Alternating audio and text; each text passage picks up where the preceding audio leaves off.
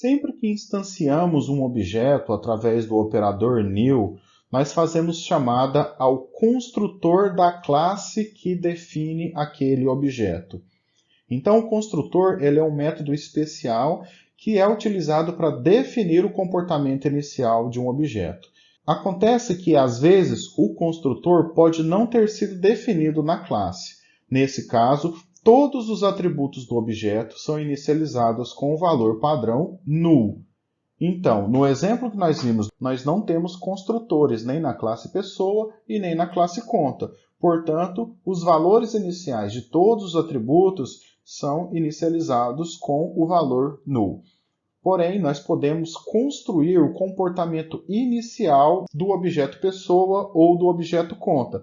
Para isso, nós temos que definir nas classes desses objetos um método especial que se chama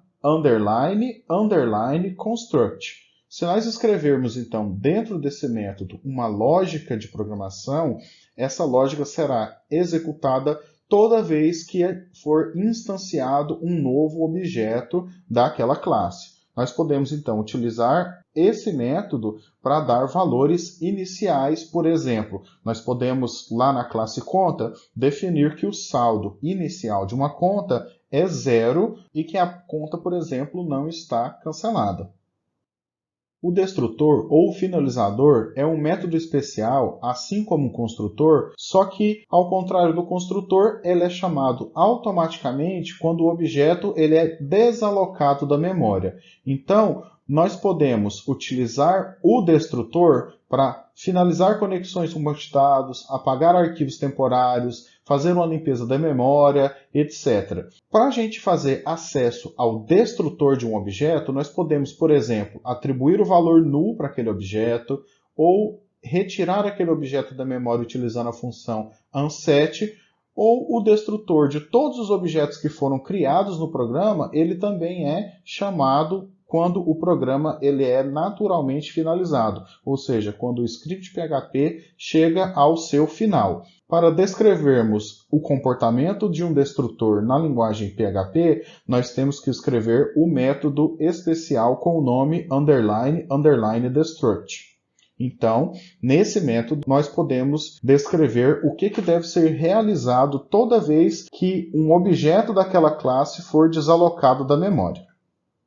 Nesse slide, nós temos exemplos de construtores e destrutores para a classe pessoa.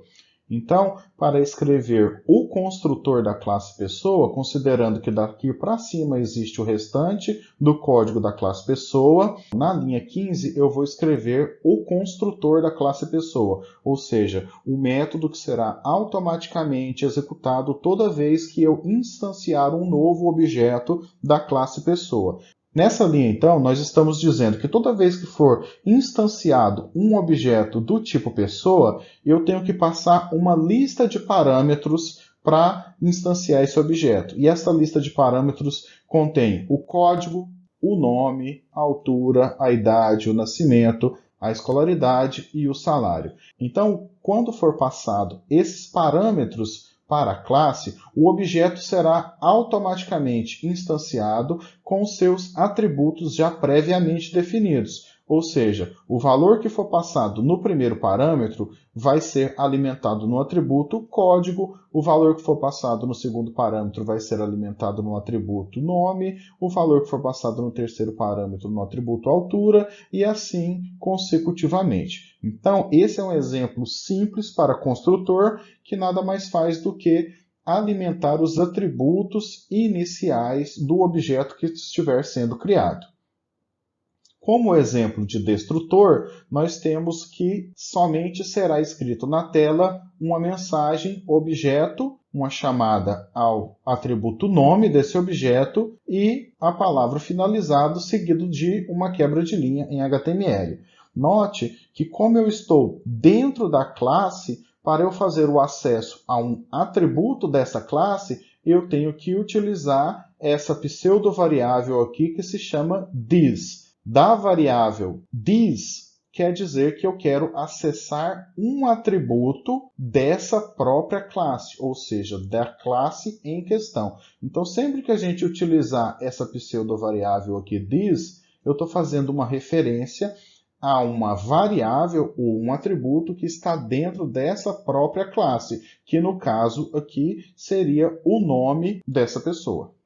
Aqui embaixo, então, nós temos um exemplo para instanciação de um objeto do tipo pessoa na variável Carlos. Agora, como temos definido um construtor para a classe pessoa, eu não posso simplesmente instanciar uma nova pessoa sem passar os atributos que são necessários para o construtor dessa classe. Então, sempre que for criada um novo objeto do tipo pessoa, eu tenho que passar todos os parâmetros que estão definidos lá no construtor da classe e na mesma ordem que eles forem definidos. Isso servirá, como já dito, para alimentar os atributos do objeto que está sendo criado. Nesse slide, nós temos um exemplo para a criação de um construtor e de um destrutor para a classe conta. Então, é semelhante ao construtor da nossa classe pessoa. Eu estou recebendo uma lista de parâmetros que tem que ser passados todas as vezes que forem iniciados, ou seja, instanciados objetos dessa classe conta. E esses parâmetros servirão para alimentar os atributos da classe.